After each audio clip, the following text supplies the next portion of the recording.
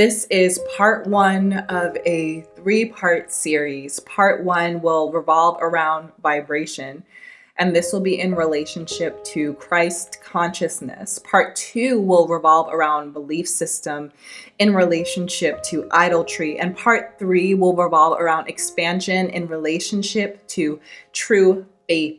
When you combine vibration, belief system, and expansion, you then have conscious co-creation, otherwise known as manifestation.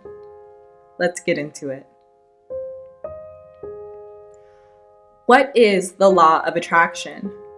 The law of attraction is a pseudoscience that states that one's internal state of being, otherwise known as their vibration, determines the experiences that they attract into their reality.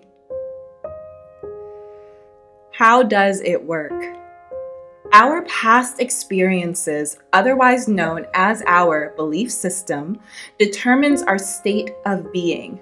Remember, our state of being is also known as our vibration.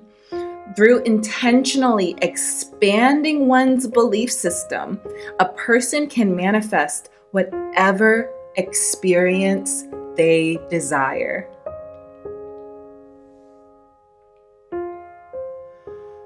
Why is this God's perfect design? We are all expressions of the consciousness that is God. Each and every one of us represents a different aspect of the divine. Even in our pain and suffering, we are God's offspring. I believe that this is why the Bible often depicts God as angry and jealous to display the complexity of the consciousness that created us.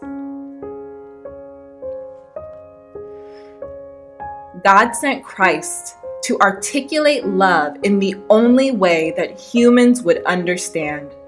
God gave us free will because our journey requires it. In order to transform into a new creation in Christ, we must learn how to think, speak, and act differently. This journey is so beautiful. It is the journey to the soul. Without free will, we would learn nothing. We would be God's toys, not God's children.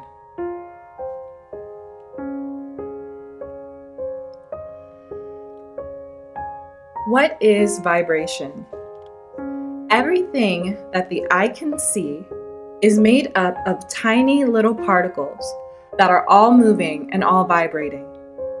These movements are so small and quick, they are invisible to the human eye.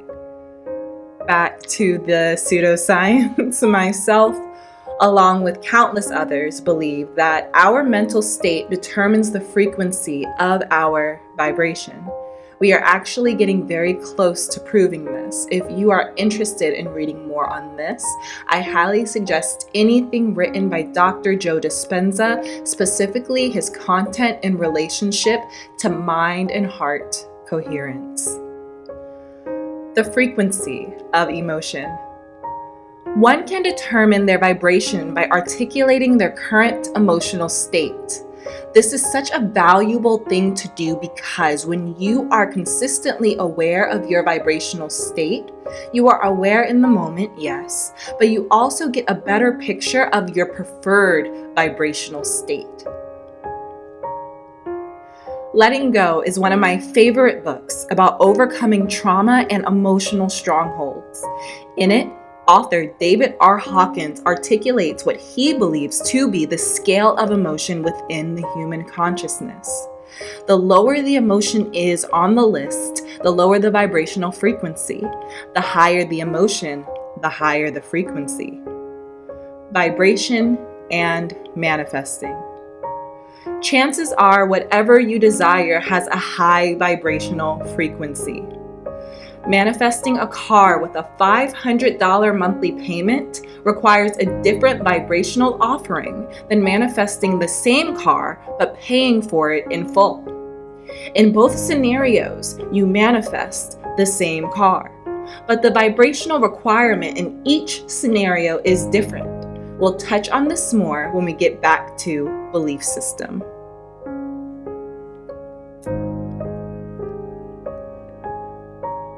Where does Christ come into play with all of this? Christ is a physical embodiment of the highest forms of consciousness, enlightenment, love, and peace. The human journey entails the stripping away of man-made laws and recommitting ourselves to pure, divine love. This is just a different way of saying raise your vibration. God sent us His Son and gave us a divine prototype.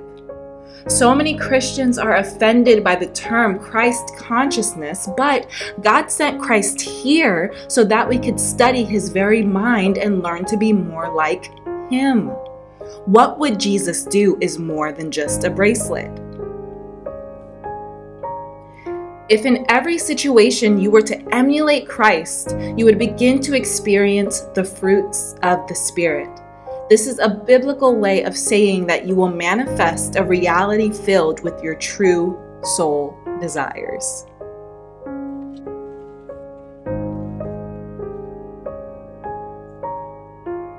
Desires.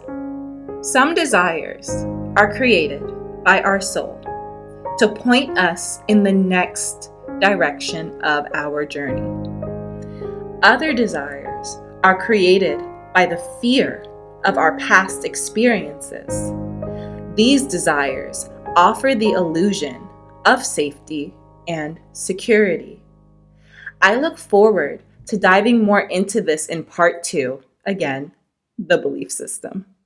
Until then, I hope that I gave you enough to chew on. I will see you next time.